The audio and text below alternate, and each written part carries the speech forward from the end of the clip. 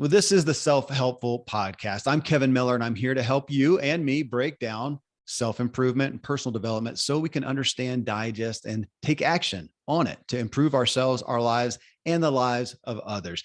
Today, I am with Dr. Becca Levy to talk about aging for the purpose of helping you and me, all of us, to age better, assuming we want to, which is where I'm going to start off with this, Becca. But I have been interested in this aspect of aging for a long time. It's a big issue to me. I don't really want to lose capacity anytime soon. So that's why Becca is on the show with me. Dr. Becca Levy, she's an award-winning Yale professor of psychology and global health. She received her Ph.D. in psychology from Harvard University, held a National Institute on Aging postdoctoral fellowship at the Division of Aging and Department of Social Medicine at Harvard Medical School. She's given invited testimony before the United States Senate on the effects of ageism, contributed to briefs submitted to the United States Supreme Court in age discrimination cases, and participated in the United Nations discussions of ageism. She's credited with creating a field of study that focuses on how positive and negative age stereotypes affect the health of older individuals. And she's the author of Breaking the Age Code, which for you guys watching the video, there it is right there. How your beliefs about aging determine how long and well you live. And it just came out. That's why you're here. I'm excited. Thank you for taking the time to be with us, Becca. Thank you so much for having me on your show. Well, as we were talking about prior to this is a big topic of mine. I turned 51 and I don't feel 51. My biomarkers don't say that I am 51. I'm setting PRs in all my athletic events. And to what you talked about in the book, I mean, we get to this age of 50, 60, 70, and we know so much. We have so much more wisdom than we used to. How tragic if we don't have the capacity and the capabilities to walk it out. That's such a huge, to me, that's the price of admission right there on your book. Thank you for bringing that to us. And I know that is a primary focus for you. Yeah, so I'm very interested in how to maximize health span as well as lifespan. And I'm really interested in particular in how culture can contribute to improving aging health. Thank you for bringing that out. Health span versus lifespan, because that's the headlines. We see them constantly, and it's somewhere, some media headline talking about the lifespan has risen or increased or whatnot. And I've gotten to the point where I'm not as concerned about my lifespan as my health span. I would rather live to 80 with full capacity than live to 100 lingering, as my buddy, Dr. Randy James, talks about. And so that with health span, and do you feel like we've lost that? We've gotten to we're just looking at the number and how long we live and not the quality of life.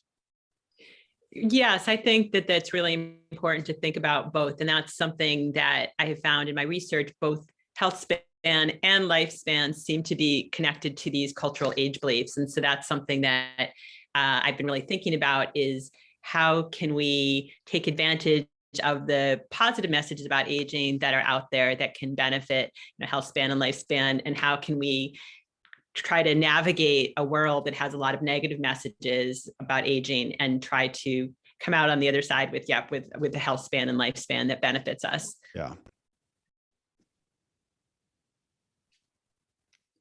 Becca, one of I'm going to call it a concern I have, is those of us who are excited about aging well and want to keep capacity as long as we can. It is the assumption somewhat that everybody does. And as I look at even what you talked about in the book, this propensity that we have to minimize old age, ourselves, others, whatever, I'm kind of wondering, where do you feel like the impetus is in there? Because I've found some people, and I almost feel like there's a propensity to use it as a cop-out. And do we really want to culture, or maybe that's just a question we need to audit for ourselves. Do we want to age well, and why? Or are we kind of eager to retire and kind of fall out of commission? I think most people do want to age well. I think that that's a desire. I think some cultures better supported than others. But I think one of the messages that I found in my research is that even in a culture that has a lot of negative messaging about aging, there are things that we can do to navigate it and to bring about, a better aging process for each individual. So I think most people, one of the things that I know from my research is that these age beliefs can operate without our awareness. So we can take them in implicitly or unconsciously without knowing it. Mm-hmm. So I think sometimes the danger of that is if we take in the messages without knowing it, it's really easy when we face a challenge to blame aging, or blame ourselves rather than think about, well, there could be this, larger structural problem, ageism, messages that we're getting in from anti-aging industry and social media, all these places that could actually be contributing to our aging health. So one of the things that I found is really important is to increase our awareness of what's happening. And that in turn can lead to health benefits, if that makes sense. It does. And it almost feels like, as you're talking about it, there's a polarization because we have over here on the, the health and wellness, and I'll add in, beauty type industry of trying to defy age and doing everything that you can so that at 70 years old, you look like you're 30, and this massive effort. And then over here, a great mass of the culture who's just seems more willing and accepting, or maybe just submitting because they accept it, to really decline quickly, and feels like you're trying to bring us into a healthy balance. Is that fair? Yes. And I would say there's maybe like a third. So you said like one is to kind of take in messages, one is to kind of give up. And I think the third is to become a proponent of one's own aging health and become an active member of society, an active member of curating the messages and becoming aware of them and trying to strengthen the positive age messages when you can, and also working ideally with other people to try to shift the culture to bring about more positive aging messages and positive aging culture. But until that happens, I think it's really important to think about the tools that an individual can take on to try to strengthen the positive age beliefs in their own life. And that feels like a big step right there. So for everybody listening, me included, have we ever sat down and said, what do I want me to look like, feel like, be able to do at age, whatever, depending on where you are, what you think is old, at age 40, at age 50, at age 70 and 80, and really consider that. I was inspired. My dad had a little bit of a health crisis a few years ago and got some significant help, really kind of a new lease on life. And I'll say this, but most people who know my show know Dr. Randy James. He's my buddy, my business partner, and he's a functional medicine expert. My dad worked with him, really did a big turnaround.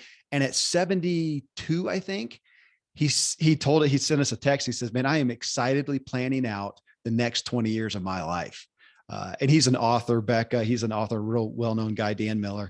And that was inspiring. And yet he also shared that can almost be a feeling in that realm of isolation because it's not generally the direction his peers are going. So what's the pressure like in that regards? If we're looking at, we're going to buck the norm and be capable, you may end up a little as isolated, as a fair word, possibly.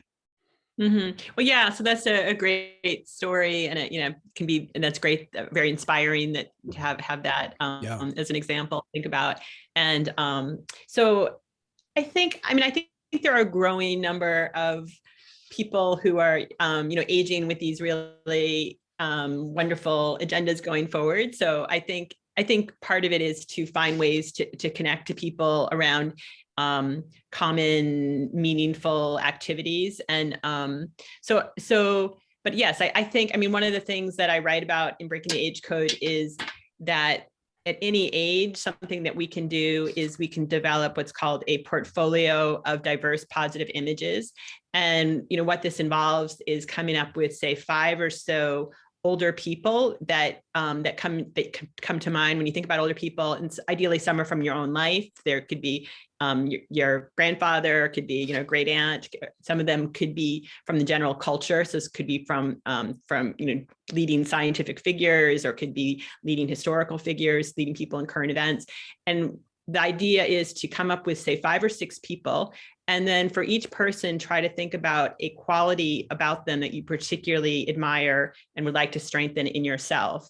And ideally, each person has a different quality that you particularly admire and want to strengthen. So one person, it could be because they have a great sense of humor. Another person, it could be because they are, they have a great sense of social justice, and great work ethic. Another person, it could be because they're an active health provider and are thinking about new ways to develop new ways of doing things in a healthy way. So each person could be a different quality. And I think by thinking about all of those examples of a range of ideas, I think it can really help us think about sort of a range of qualities that we want to connect to and strengthen, and also connect to the people, but also the qualities that we most admire. Well, it's interesting because when I think of age, as such an athletic person, I have been all my life, I tend to think of it in regards to that. But you right there bring me to thinking about the intellectual qualities so much. When I look at older people, I often do admire and right as you were talking, I thought peace, their wisdom, their insight, their lightheartedness, their ability to, take things well. Now I say that, and of course, there's going to be people who hear this who have, if it's fair to say, elderly people, in their life who are not that. They're crotchety and they're bitter and of course, if they're impaired any, they may be bewildered and confused and whatnot. And those don't come to mind. So you're talking about looking at a group, you said connecting with similar people. And I thought right away of Dan Buettner's Blue Zones of, connecting with like-minded people and people who want to do age well, who have a positive outlook, which your book, of course, has an untold amount of stories. On that, I would recommend the book, aside from the factual and scientific and research aspects on age, just the stories you share that are inspiring. And there are people that we don't know. And of course, a lot of people you pulled out that we do, like a Morgan Freeman, somebody who we don't think about it well, but that is a guy, I see that with actors more and more lately. We've got these people who are in their 80s and 90s. Robert Redford, is another one who's out there and they're acting, Clint Eastwood, and they're doing these things. And they're at the age when we don't expect capacity anymore. And so to what you said, I want to associate with that. There's a guiding light for me. Right. Yes. Thank you. Yeah.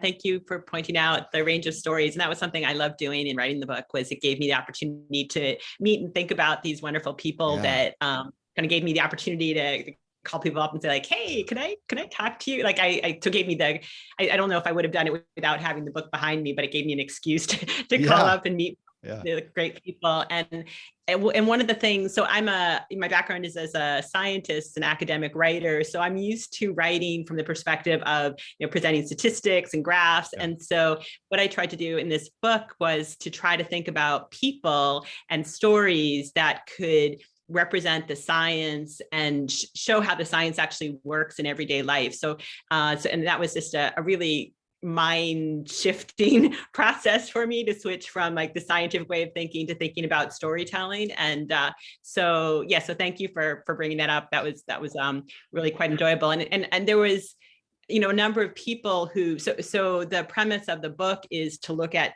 these age beliefs and cultural beliefs that can impact aging health. And by interviewing people, I found these great examples of people who had age beliefs that really motivated and inspired them. So I can share one example if you don't mind. So, so one of the people that I really enjoyed talking to was this actor, this 84-year-old actor named John, who decided to take on this memory task of memorizing this 60,000 word poem.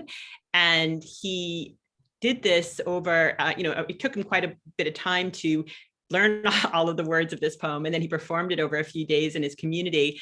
And he did this great memory task. And in part, he said that what allowed him to do it was he had his own positive age belief that he thought about, which was this cello player, this amazing cellist, Pablo Casal, who played beautiful cello sonatas into his 70s and 80s and even 90s. And so he thought about this creative performer, and that inspired him and motivated him to take on this great task and actually succeed at it. So, that was an example of somebody who I really enjoyed meeting and talking to, and finding out how the science, what we had been studying. So I have been studying how age beliefs can impact memory performance, but I previously had only been looking at numbers and large populations.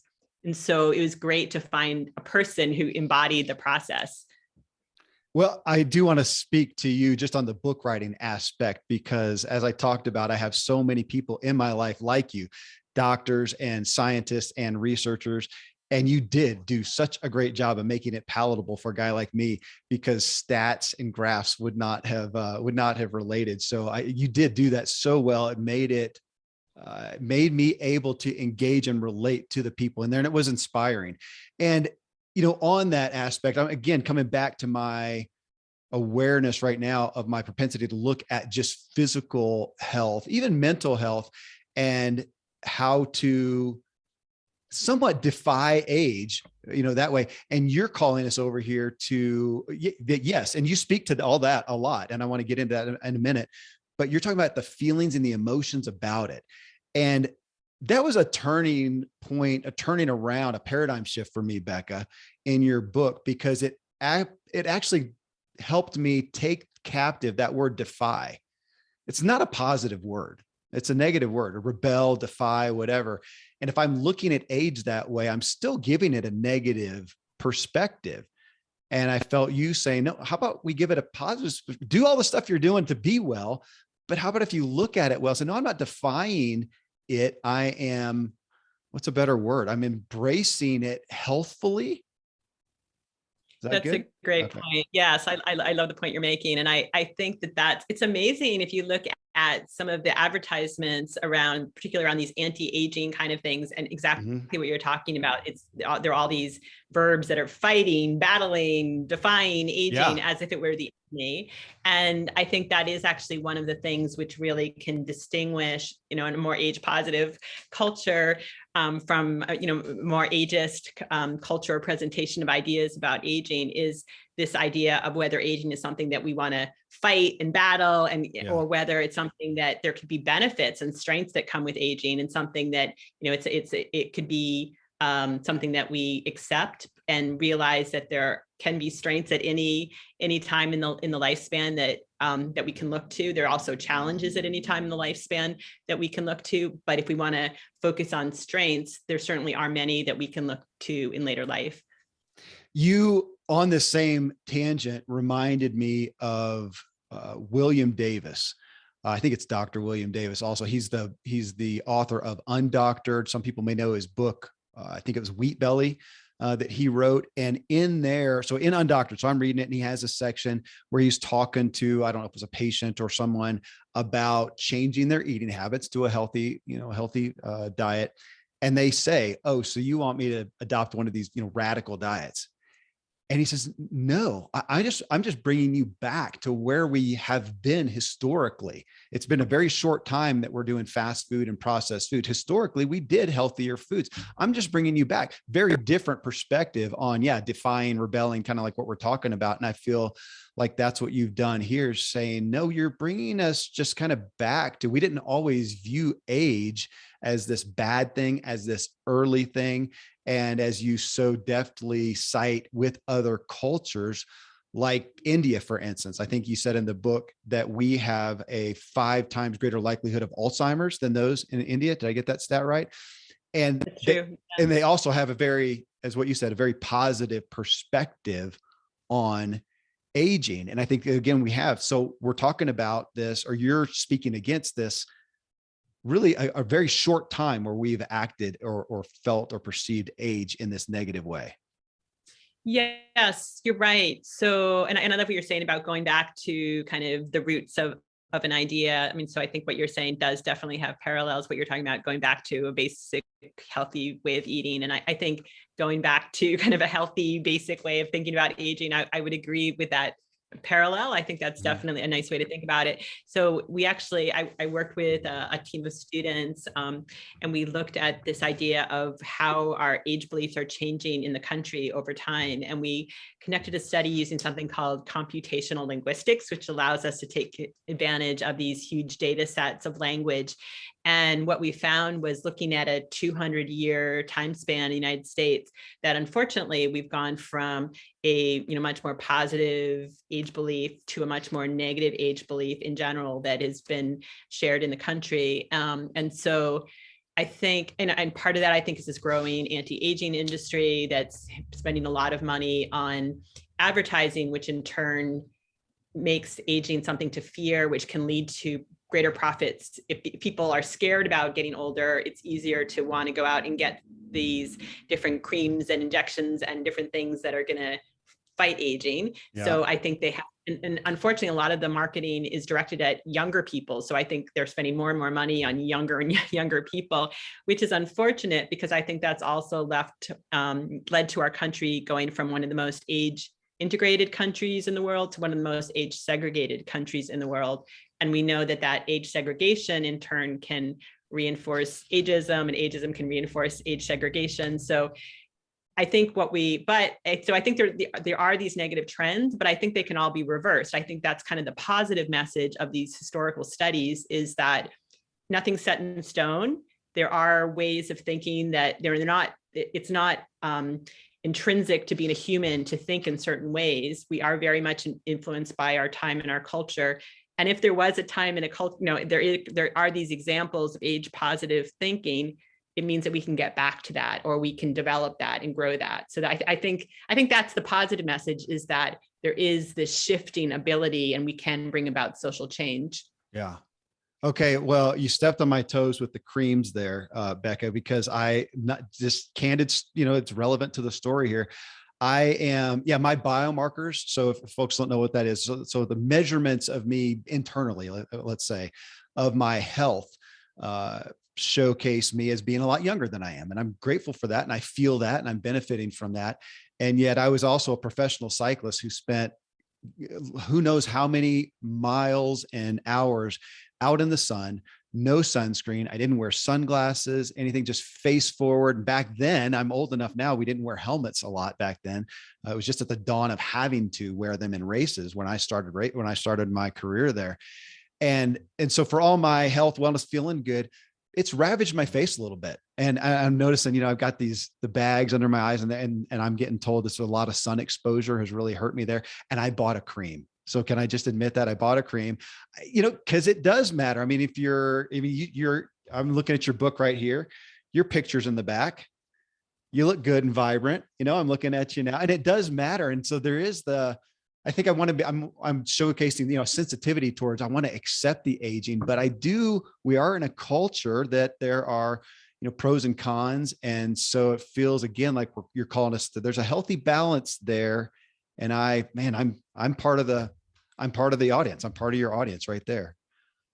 Well, but I would say though, that taking care of one's health and one's, physical qualities, and taking care of one's skin and, all of those things. I mean, that to me goes along with health at any age. So I don't see it as, one or the other. I think Sure. One, embrace aging and embrace creams and, things that make one feel better. And so I don't think it's one or the other. What I'm protesting though is the messaging that makes aging something that we want to fight. So I think we can embrace aging and embrace beauty. I think there's many examples of beautiful older people that we can, see as role models and look up to. So and actually in the book, I actually wrote about Rihanna has a new model who is in her 70s, I believe, this beautiful older woman, and she actually has purple hair and is stunning, and she really embraces herself as an older, beautiful woman. So I think that they can come together. Yeah. You mentioned reversing the ability. You mentioned that in the book, you mentioned just a minute ago, the ability to reverse some of the age related demise that we do have. And I found myself, Becca, with the book, I want my kids to read it. Or I want them to at least understand the message, listen to the podcast. I want the younger crowd to, because as much as you're showcasing the ability to reverse some of the negative aging expectations that we have. And my thought too is we can do that. And how awesome is that for everybody out there who is older and is having some decline, that you can reverse that. And yet how convicting to know that it's a heck of a lot easier, or maybe is this fair to say? you're probably not going to be able to reverse it to the degree that you could be at, the level of health and wellness you could be at, if you had been doing those beneficial things all along. Yeah, so I'm glad what you said about wanting your kids to read it. And I think that one of the messages of this book and of our research is that we can promote, strengthen positive age beliefs at any age. Also, what you're saying is definitely true, is if we could intervene at a younger age, we could enact prevention. And we know one of our studies, we actually were able to look at young adults, people in their 20s, who we were able to measure their age beliefs. And what we found was that their age beliefs impacted their likelihood of having a cardiovascular event when they turned age 60. So if at age 20, they were able to take in more positive age beliefs, when they turned 60, they were 40% less likely to have a cardiovascular event. So even though it didn't immediately have an impact on their aging health, it had an impact on their future aging self or future aging health, which I think suggests that if we could intervene at a young age, and even we know also from the research that children as young as age 3 have already taken in their age beliefs of their culture. So if we could intervene even at that young age, in kindergarten, preschool, in elementary school, and reinforce and present positive images of aging and try to help people have the skills to question some of the negative age messaging, we know that that is likely to have health benefits as they get older, many years down the line, and also can have immediate benefits. And then I think it could strengthen some of their quality of life interacting with older people, in their current lives. So I definitely agree with you that starting young is a really good idea. Well, so you mentioned people in their 20s.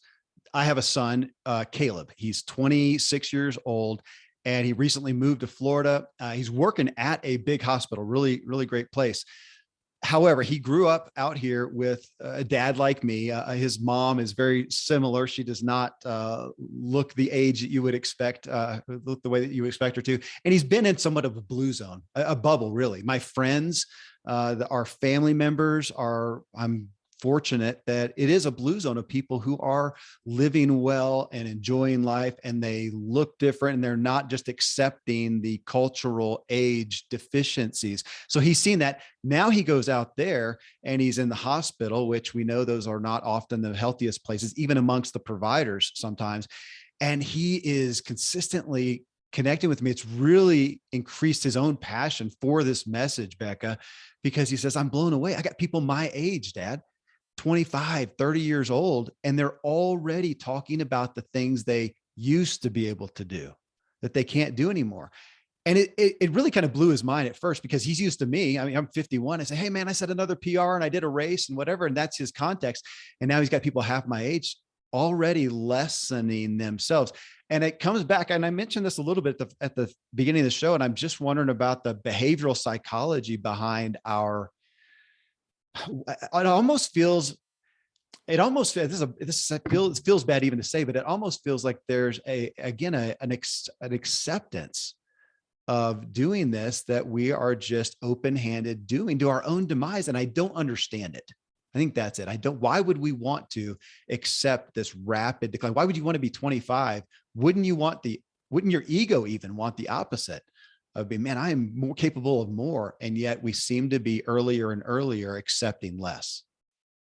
Yeah, so that's a powerful story that you tell about your son working in this hospital and being in a new location, which is maybe getting them out of the blue zone environment that you're describing had earlier in life. And I think, though, what he's encountering is very common. I mean, I actually find that in my own encounters with teaching, because I get to teach these very bright young people who come to my class, and many of them start off the semester not knowing at all about ageism, not knowing at all about these negative messages about aging that exist in our culture. And by the end of the semester, most of them are super aware of it and really angry about it, and very aware of all the negative messaging that they can encounter in everyday life. And they want to do something about it. And we know that, in some of the current social movements, young people in their 20s have played a very prominent leadership role in fighting for social change.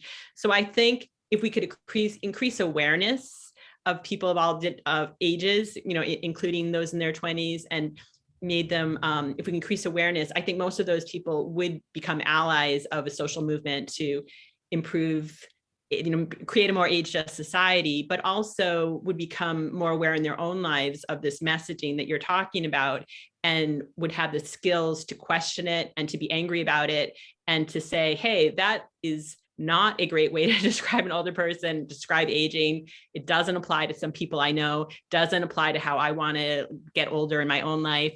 And they can actively reject it and think about role models, examples that they want to follow.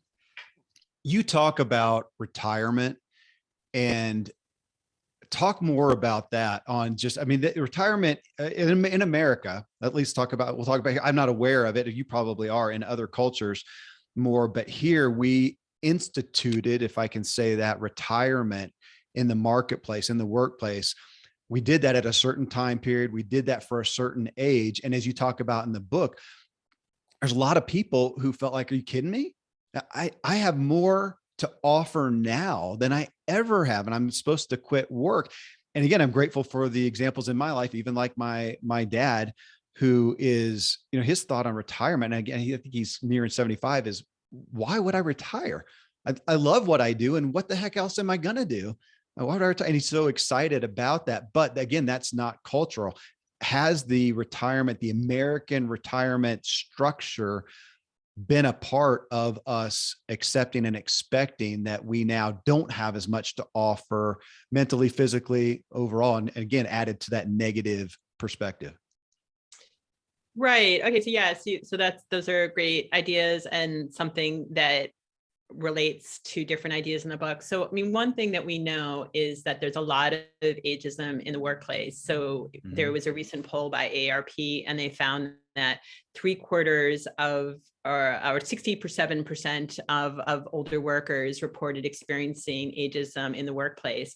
And you can see that in a lot of studies that have been done on the workplace, that we know that there's ageism in hiring, in not hiring people because they're older. We know that once they're in the workplace, that older people are often less likely to receive training opportunities. And then there's also these like subtle encouragements to leave the workforce. So even though it's illegal to have forced retirement based on age in most professions in our country, it happens, I think, on a sort of de facto subtle way that people are giving messages they're not welcome. And so a lot of people complain about those messages. So there's a lot of ageism that is there.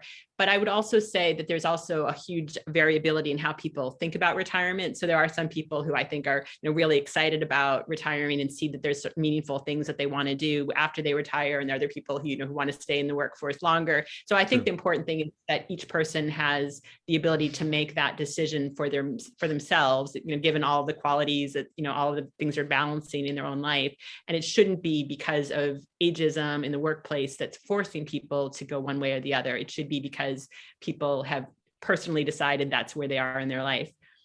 Well, and a point taken on that too, because as much as I can't conceive of, I mean, I want to be as able as I can for as long as I can, because I'm never going to get through my to-do list and my desires of things I want to do. But if I wasn't working, if I retired, didn't need to anymore, yeah, I could probably map out a plan to mountain bike the best trails on every continent over the rest of my life, or do some fun things like that outside of just work. But tell me about your thoughts on where, maybe in the same frame of just our expectations, like retirement, that that's a certain age, we just don't have as much to offer and we're going to kind of decline and go off. That with genetics, we tend to look at that as something that we don't have control of. And it's kind of the luck of the draw. I'm stating my concern. Do we look at genetics, and that's what's going to dictate our ability, capacity in later life, and we don't embrace as much our ability to alter that? Yeah, so I'm glad that you brought that up. And I think that is a common way of thinking, that genetics determine many aspects of health span and lifespan. But we know that from research, only 25% of lifespan is determined by genetic. So that means 75% is due to a lot of other factors in the environment and psychological factors. And so, for example, we have found that age beliefs, or how a culture gives meaning to age and how we take in those age messages and how we change those age messages when needed, that we know that that can also contribute to these different kinds of health outcomes. So we actually had one study that we conducted that's very relevant to what you're just talking about.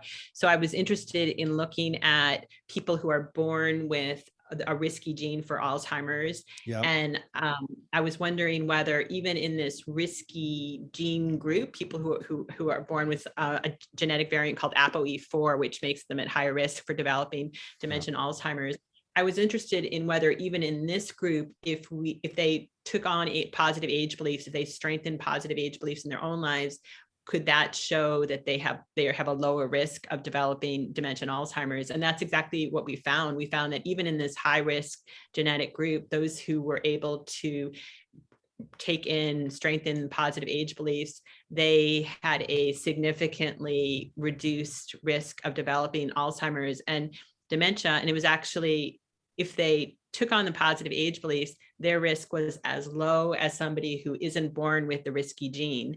So I thought that was really a hopeful message, that there is room for developing and strengthening these positive age beliefs, regardless of genetics. Yeah, I mentioned Dan Buettner's Blue Zones books. I talk about that so often. And as he went through those cultures, those blue zones around the world where they had the healthiest, and he based that on long lifespan and health span, I don't recall him talking about their attitudes towards it. Maybe he did and I missed that, but that would be an interesting study on that. Or maybe it's just an expectation. If we go back and read the book, it's been a while since I have, to see that there were also cultures like you're talking about where they just looked positively upon age as well. So just like the Blue Zone, which his point there was, it's not that they are, the benefit isn't in it is in the things that they do, but the ease is because it's just what they all do. It's just what the culture does. And I bet that those areas too, like I think it was like Okinawa, Japan, was one of those, that's a place where they look with, I think you cite some of that. They would look with reverence upon the elderly, don't they? Yes. So, right. So I think that so one of the things that I tried to do in the book is think about how positive age beliefs may be sort of what we call an upstream factor. So it may impact some of the factors that we tend to see in different sort of self-help books of health behaviors and like physical activity and eating healthy diets. Those are all extremely important. So don't get me wrong. I think that's extremely important. But I think how these age beliefs are particularly important is they can act as a lens, an upstream lens that can impact different kinds of health behaviors, which in turn can influence our health. So they can act as they can act in increased stress. They can go in the negative direction, but they can also act when they're in the positive direction. Positive age beliefs can act as a resource that can impact what are called the downstream factors of health behaviors and stress, which can in turn improve health. And in terms of Japan, you were asking about Japan, and you're exactly right. So when actually that's where all of this research began. So when I was in graduate school, I had a fellowship that allowed me to visit Japan. And I went there with the goal of trying to understand why Japan had the longest lifespan in the world. And what I immediately noticed when I arrived is, unlike in the United States, where I was used to seeing a lot of examples of ageism, when I arrived in Japan, I noticed many examples of older people being integrated into the culture and celebrated in the culture. So for example, there were older people who were celebrated in comic books and in magazines and even on television. There were centenarians and super centenarians who were 110 and older, who were treated like rock stars on these reality shows. They would be in these reality shows with different other kinds of celebrities, and they have a national holiday which celebrates older people. So what I became really interested in is, could that be a key part of the culture? Could it be that the way that we our attitudes towards the older people in the society, could those attitudes themselves be what gives meaning and actually leads to health changes and leads to health improvements when it's a culture that is embracing older people and celebrating them? And that led to a series of studies which became the book that I write about, those different studies that actually document how that can happen, how these age beliefs can actually impact our health.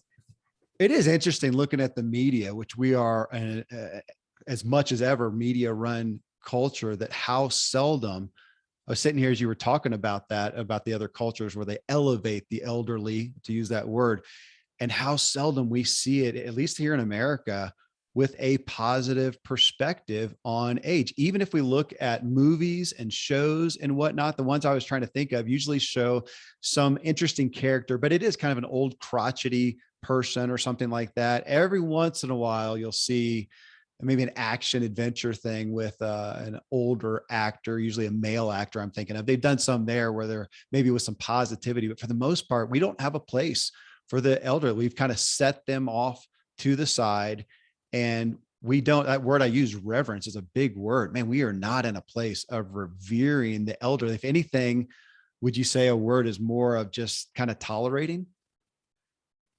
Tolerating, but also, unfortunately, well, in Hollywood and movies, I think there are a lot of examples of terrible characterizations of aging. So there's actually, Yeah. I actually haven't seen it yet, but I was on a plane recently and they were showing a movie, I think it's called Old, and it's actually a horror movie that seems to treat aging itself as the horrible thing that we want to avoid. So yeah, there are a lot of, and there's like the Grouchy Old Men series of movies. I mean, there's just many examples of these terrible portrayals of, or portrayals that are reinforcing the negative messages about aging. But there are some examples of, of positive portrayals of aging, and in movies and in television. So I think it's, and there's a marketplace for it. I mean, we know there's a lot of older viewers and people of all ages that would enjoy positive portrayals. In fact, one of the examples that I think is good to think about is the movie. I don't know if you saw Up, but the cartoon, right? And so I heard that they had a lot of trouble making the movie, that they thought because it had this, positive older character as one of the leads, that nobody would go to see it. And after the creators convinced the movie houses to stand behind it and see what would happen, and it ended up being one of the most profitable movies that they had created and put out there. People just flocked to see it, and it became very popular. So I think that showed that there was a lot of hesitancy to feature this positive older role model and this intergenerational relationship, and it ended up being really embraced and incredibly profitable. So I think even though there's this hesitancy to go in that direction, I think there's many benefits, both for profits, but also for society.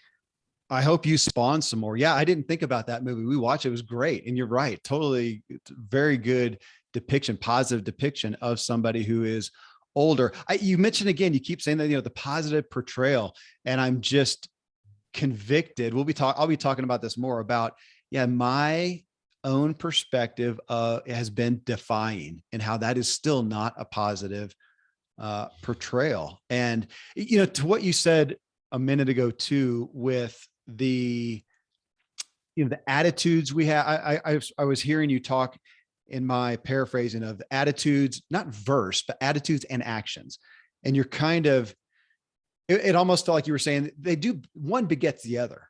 I mean, so if you do have a better attitude, you are by proxy going to probably make better health decisions, and the actions are going to come. You're not out here calling for everybody, hey, just where you are right now, don't stop doing anything, or just go along like you are, but just think better about your aging. What you are to agree, just that alone is going to give you a significant increase. Now, generally though, when you do that, you are going to, by nature, also make some healthier decisions. It's probably going to propel you there. And so we're going to hold those both in balance. Yes. Yes, true. Yes, I would say, so I agree with everything you said, but I would say though, in addition, it's not necessarily an easy thing to just switch our thinking. I think it involves, so actually in the book, I present a method called the ABC method of strengthening positive age beliefs. And the idea is that there are, and I present about 14 evidence-based tools that people can use to try to strengthen positive age beliefs and reduce the negative age beliefs.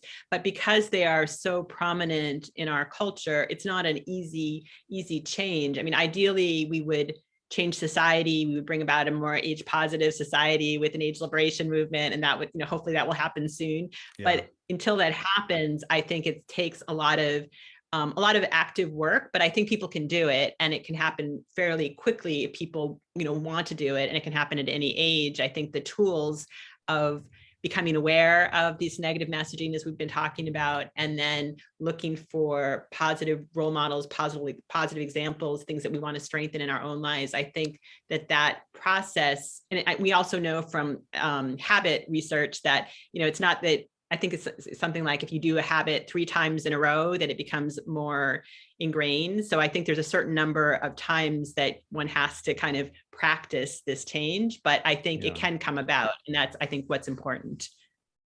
Well, it is so convicting as I was to say as a parent, but let's just say as an influencer, regardless of who it is you're influencing, to realize that I am giving my kids a positive or negative perspective on ageism. And I'm going to be talking to them about, hey guys, I thought I have been. I think I have been. Of course I have. But my aspect of defying, that's not necessarily positive, as Dr. Becca Levy would tell us, and start altering that a little bit, because we've been talking about it recently. I've got kids I've got how many in cars now? I don't know. We keep buying, it seems like we're buying another car every 3 months or so, and looking at that. And they're, of course, want me to help them. And they're looking at the year, they're looking at the miles, and they're looking at these things. And of course I have to say, okay, the year matters, how old it is. It does matter.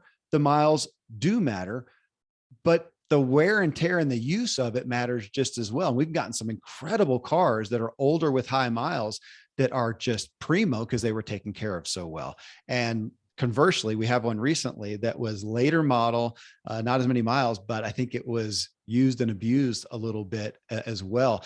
And that also kind of puts that whole age aspect on its head of, just because you're a certain age does not dictate. Now, you said 25% is related to, you're going to give like a genetic set point to a degree.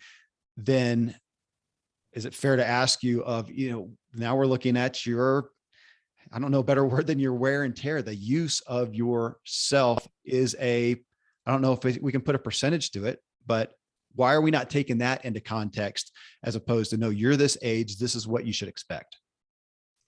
Right. Okay. So yeah, I think you're right. And that's a great point. So that there can be experience and advantages that come with that experience, and there can be sort of disadvantages of that come with a younger car, if we want to use that analogy, Right. that isn't making good choices. And so I think you're completely right that it's important to separate that, and not, I think that there is the tendency to, when we get this negative messaging from the culture that, aging is something we want to avoid, that it's something that's bad. I think it's really easy to look at some of the examples where there's been, as you say, misuse of the experience of the car over time, and Right. see that is sort of exemplifying all aging. But we know as you get older, we get more and more different. The heterogeneity actually increases as we get older. And so I think one thing that's really valuable to think about is, if we look at the whole heterogeneity of something like in biking, I'm sure there's many different bikers of the same age who are doing very different types of biking, Right. and kind of very different types of challenges. But if we look at some of the people that are in the half that are really finding ways to excel and grow, that shows that there's room to grow, that there's nothing that's intrinsic about how people are actually going to go forward. So I think looking at that whole diversity and range can be really, I think, eye-opening to think about, these are all the qualities that are out there, and this is all the range that can exist in later life. You give a lot of attention in the book to memory.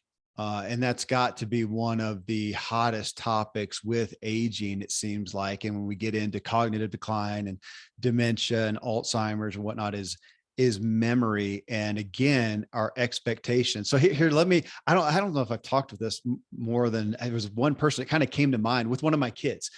And it was the idea of me not remembering something, which I do a lot, kind of like the absent-minded professor. But at some point it hit me, Becca, and I'll see how you relate to this. And I thought, you know what? my kids or somebody else may have X amount of things to juggle. I enjoy doing a lot of things. I've got multiple businesses. I've got my own interest and hobbies and things that I pursue. I've got a really big family. I've got friends. I've got a lot of endeavors, and the balls I have to juggle, to use that, it's a lot. And so I do forget some, and there's a lot of them I don't even care to remember. I'm focused on the ones that I want, but I bet, and this is where I kind of got on my soapbox, I bet that I am remembering and having good memory with a heck of a lot more than my kid over here who has 3 things to remember on a given day. And do we sometimes, again, is that relevant to age? Of God, the older you are, you've got more things to remember. You're involved in more things. You're doing more things than you were in your youth. And so to not remember something may not be a deficiency. It's just a result of you of a big, honestly, a bigger capacity. That's a great point and a great observation. And I think that is actually, as you said, one of the, strongest negative stereotypes about aging is that cognition declines for older people. And actually the term senior moment is something that, I think a lot of people probably have heard or used. And it's very common, I think, when somebody is forgetful, particularly, and actually, I think it's a term that can be applied, somebody could use at any age, but it implies that as becoming a senior is sort of synonymous with being forgetful. But as you point out, yes, people can be forgetful at any age. And there's a lot of examples, as you said, of older people not having more things to keep track of. And so we know sometimes when somebody is forgetful, it could be for a whole number of reasons. It could be because they were distracted looking at their cell phone when somebody was talking to them, so they never actually took in the message. We know that when people are feeling stressed or angry, it's harder to take in information. So if you don't encode the information, it's a lot harder to recall it. So I think what you're saying is exactly right, is that at any age, we can see memory challenges and it's actually, I think it's a good thing to think about some of the strengths that can come with aging and cognition and all of the factors that go into it. So I think separating the idea that being forgetful is something that's necessarily going to happen in later life, I think is, and getting rid of the term senior moment to describe forgetfulness could be a good thing. I heard somebody recently say, like, why don't we use the term senior moment to describe like beautiful moments of an older person interacting with somebody, rather than to describe forgetfulness, which I thought was such a lovely idea of, thinking about beautiful moments that we want to think about that come with aging. I like that. I want to have that a senior moment and go, so you had like a moment of brilliance. Yes, I did. Yeah. Let's do there's okay. Exactly. Yes. That would be great. It goes along again with what I'm taking away as well. One of the many takeaways I'm taking from the book is that we could use, especially when you look at chronic illness and disease and the stats that are happening right now, negative stats here, especially in America, but to some extent worldwide, and to say what percentage of those, how much money are we costing because of this negative perspective an expectation of aging. And you call us this is a good time for a movement to change the perspective. And again, that's why I love the book, because you do have the research in there. And so this is not just something you made up. This is already happening. This is a movement. Can we just do like we maybe used to do, or like they're doing in India, like they are doing in Japan, and it will help our lives. And I do feel like coming down, I'll probably put this in show notes and whatnot for everybody. This is a great time just to come to that audit of what do you want to be? What expectation do you have? Maybe that's it. Is that a relevant place, honestly, Becca, to say right now, just be honest. If we could just do a snapshot inside your brain, what is your expectation? And it might wow some of us to realize, gosh, I'm just kind of expecting that I'm going to go along the way of these elderly people or my parents or whatever. And that at some point, I'm not going to be capable, because I look at that and go, when did that shift happen? Of course, we know it didn't happen overnight, but when did that shift happen where we said, okay, I'm going to acquiesce to less? Yes, I think what you're bringing up is really important. And I do think taking stock of our own age beliefs, these messages that we've taken in from the culture, as we said, starting as young as age 3, really trying to take a step back and assessing what our own age expectations are and what our own age beliefs are, I think is a really, really important step. So I think raising awareness of our own age beliefs, but also because a lot of the messages are coming from advertising and, the environment and it's sort of structural ageism. I think there's sort of two parts to it. So I think, as you said, becoming aware of our own aging is really important, but then also increasing our awareness of what these messages are that we're encountering so that we can question them and not take them in implicitly, which I think is really easy for us to do. I'm still stuck on the senior moment of brilliance. I mean, because that's just such a hook. That's like the t-shirt that I want to wear as I get older, that I'm not defying age. I'm going to be playing with this for a while, Becca. Well, I should be playing with it for the rest of my life. A perspective on my own aging and how I am looking at that positively. I'm going to go away from the defying it to I am embracing healthful aging. I think that's a great place. So if you started this out with that, or what are the positive attributes that I want from aging? What are the positive attributes that I revere in those who are healthfully aging and have these good attributes that I want to endeavor towards and look at as my, as my new norm? How's that? Does that say it right? I love that. Yes, I think that's a great way to think about it. And I love the idea of a t-shirt. I'll wear that t-shirt too. Okay. All right. How to frame it, but I think that's a great idea. So I think, switching the language and the thinking behind it and switching the messaging and the culture. So I think those all come together. Okay. All right. Well, we may follow up that. I'm literally now looking at the t-shirt. I'm having a senior moment of absolute brilliance. You need to do that in front of your students. I love that. Hey guys, wait, hold on. I'm having a senior moment of absolute brilliance. Okay. Well, I love that. Yeah. That's good. Again, I think worth the price of admission right there. Well, thank you for the work you've done to bring this book to us, the teaching that you're doing daily. And I think it's worthy of a movement of changing the expectation. I'll be talking about this. Yeah, I need to talk about this forever as I age. So thank you for helping me age brilliantly, Becca. Thanks for being here. Thank you. Wonderful to talk to you.